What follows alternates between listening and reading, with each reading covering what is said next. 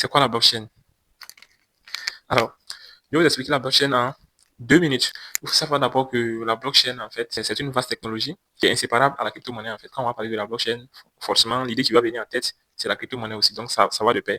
Donc, la blockchain offre en fait la sécurité à la crypto-monnaie lorsque nous effectuons nos transactions. Pourquoi je dis la sécurité? Par exemple, lorsque je vais envoyer des cryptos à un ami, en fait, seulement l'ami va savoir que je l'ai envoyé des crypto-monnaies.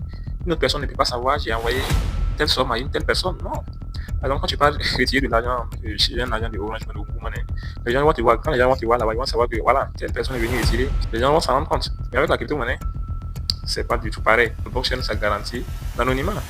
Deuxièmement, la blockchain garantit la transparence. Quand il est transparent, en fait, c'est l'heure à laquelle tu as effectué les transferts, avec quelle adresse, à quelle adresse. En fait, tout le monde peut consulter ça dans la blockchain, tout le monde peut consulter ça. Mais il ne faut pas savoir ton identité. C'est ça le plus important. Vous voyez, ça rentre dans le cadre en fait, de la sécurité. Parce qu'ils ne vont pas savoir c'est l'étiquette qui est envoyée, mais ils vont voir une adresse bizarre comme ça, écrite avec des lettres et des chiffres. Mais ils ne vont pas savoir c'est l'étiquette qui a envoyé ce transfert-là. Et là, c'est ça qui fait la beauté même de la technologie. Troisièmement, la blockchain rend décentralisée la crypto-monnaie. Il faut savoir que personne ne contrôle la blockchain. La blockchain n'est pas sous l'empire d'une entité, c'est-à-dire d'un État. Non. La blockchain, c'est la liberté, comme on aime le dire, la liberté d'expression. Là, je vais dire en politique, mais voilà.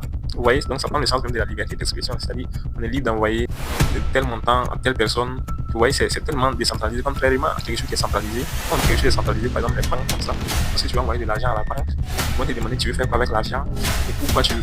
Ils vont te fatiguer avec des tas de questions. Mais avec la blockchain, ce n'est pas du tout. Personne ne va te demander tu envoies tes transactions. En moins d'une minute, la personne reçoit son transfert. C'est un peu ça aussi la blockchain. J'espère que vous avez retenu quelque chose de cet épisode. Et n'oubliez pas de me dire en commentaire les vidéos que vous aimeriez que j'aborde dans un prochain épisode. Tu connais la chanson? Abonne-toi, like, partage. Et voilà, on se voit à la prochaine. Peace out.